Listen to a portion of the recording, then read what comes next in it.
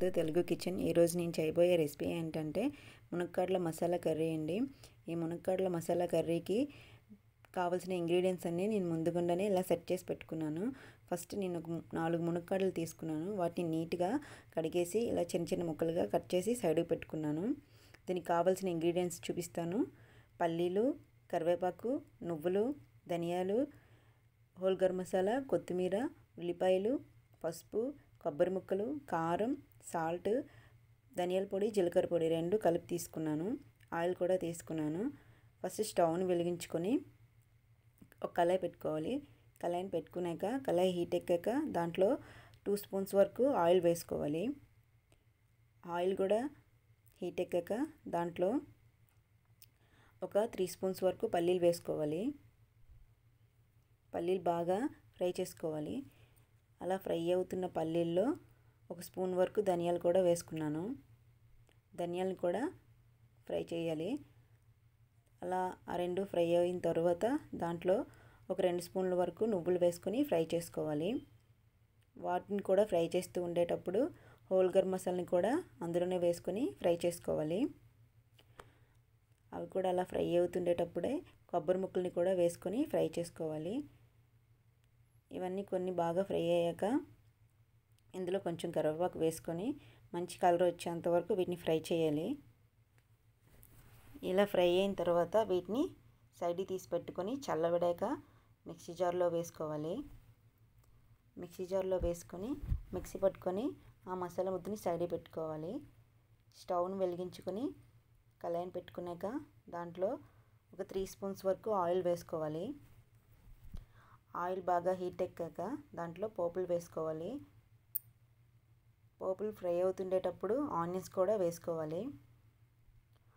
Onions కూడా బాగా రోస్ట్గా fry చేసుకోవాలి. అలా ఫ్రై అవుతుండేటప్పుడే మనం కట్ చేసి పెట్టుకున్న ఒక టమాటాని దాంట్లో వేసుకోవాలి. టమాటా ముక్కలు బాగా మగ్గేంత వరకు వాటిని ఫ్రై చేయాలి. టమాటా ముక్కలు మంచి కలర్ వస్తే బాగా మగ్గితే చూడండి మంచి కలర్ వచ్చింది కదా. ఇప్పుడు ఇందులోనే కారం కూడా వేసుకోవాలి. కారం, ధనియాల పొడి, జీలకర్ర పొడి నేను చెప్పాను కదా, ఆ 2 కూడా వేసుకోవాలి. నెక్స్ట్ పసుపు కూడా వేసుకోవాలి. పసుపు వేసుకున్నాక సాల్ట్ వేసుకొని వీటిని కలుపుతూ ఉండాలి. లేదంటే అడుగు పట్టేస్తే మంట కొంచెం తగ్గించుకొని కలుపుతూ ఉండాలి. ఇలా కలుపుతున్న దాంట్లో మనం ముందుగా మిక్స్ చేసి పెట్టుకున్న మసాలా ముద్దను వేసి బాగా ఆయిల్ వచ్చేంత వరకు ఫ్రై చేసుకోవాలి. అలా ఫ్రై చేసుకున్న వాటిలో మనకు కావాల్సినంత వాటర్ వేసుకోవాలి. గ్రేవీకి కావాల్సినంత వాటర్ వేసుకోవాలి. మనం క్వాంటిటీ బట్టి వేసుకోవాలి. ఎన్ని మునక్కాడలు తీసుకున్నాం ఎంత వాటర్ వేసుకోవాలో తెలుస్తుంది కదా, దాన్ని బట్టి మనం వాటర్ తీసుకోవాలి. నేను 4 మునక్కాడలు తీసుకున్నాను కాబట్టి దానికి సరిపడ్డ వాటర్ వేసుకున్నాను. చూడండి ఇలా తెరులుతుంది కదా. ఇలా తెరలేక దీనిపైన మూత పెట్టుకోవాలి. మూత పెట్టుకున్నాక ఒక 5 మినిట్స్ ఉడికించుకోవాలి. ఉడికించుకున్నాక మూత తీసి చూస్తాం. చూడండి అది కొంచెం దగ్గర పడింది కదా గ్రేవీ. దీంట్లో ముందుగా కట్ చేసి పెట్టుకున్న మునక్కాడ ముక్కలను వేసుకోవాలి. వేసుకున్నాక వీటిని ఆ గ్రేవీలో బాగా మునిగేంత వరకు గరిటతో సెట్ చేస్తూ ఉండాలి. అవన్నీ సెట్ అయ్యాక మూత పెట్టుకోవాలి. ఇప్పుడు మూతని తీసి చూసాక చూడండి ఎంత బాగా సెట్ అయ్యాయో. చూడండి ఎంత బాగా మగ్గాయి కదా, బాగా మగ్గాయి. వీటిని మరి కొంచెం ఒక 5 మినిట్స్ అంతవరకు ఉడికించుకుంటూ ఉండాలి. ఉండాక మూత పెట్టుకోవాలి. తర్వాత స్టవ్ను ఆఫ్ చేసి నేను ఒక సర్వింగ్ బౌల్ని తీసుకున్నాను.